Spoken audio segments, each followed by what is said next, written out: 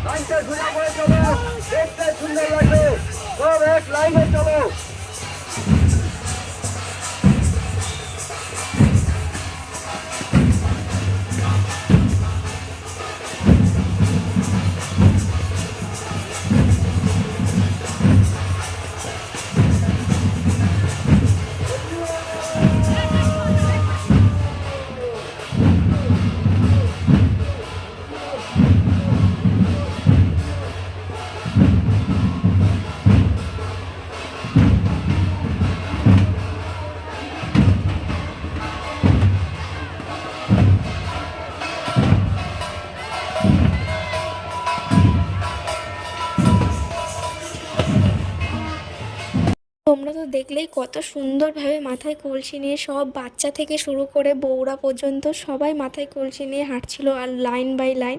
আর পিছনে তো সব ছেলেরা সবাই দল নিয়ে মানে ডাঙ্কা কাশ নিয়ে আসছিল।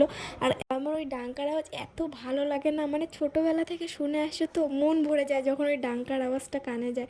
সত্যি কথা বলতে আমারও খুব ইচ্ছা হয় যে আমি একটু বাজাই, মানে বাজাতে পারি না এমন না, বাজাতে পারি ঠিকই, কিন্তু না বাজাতে না বাজাতে না এখন আর বাজিয়ে উঠতে পারি না, তালের সাথে তাল মিলাতে পারি না। সে ঠিক আছে, পরে আমি বাজিয়ে নেবো ওখানে। আর এই দেখো বলতে বলতে আমরা আশ্রমে চলেও এসেছি, আর সবাই এখন আশ্রমের মধ্যে চলে যাচ্ছে, এখন পুরো মন্দিরে ঘুরপাক খাবে সবাই মিলে। তো এখানটায় তো তারপরে কিছুক্ষণ পরে সবাই মানে রতন গোসাইয়ের শিষ্যরা সবাই মাতাম দিচ্ছিলো, আর ওই মাতামটা দেখে এত ভালো লাগছিলো আমার, কি বলবো, এত সুন্দর না। এই হরিচাঁদ ঠাকুরের মহোৎসবটা আমার সত্যি খুব মনে প্রাণে খুব ভালো লাগে আমার দেখতে। আর যেহেতু আমরা এটারই ভক্ত, এই ঠাকুরেরই ভক্ত, খুব ভালো লাগে। তো তোমরা দেখো।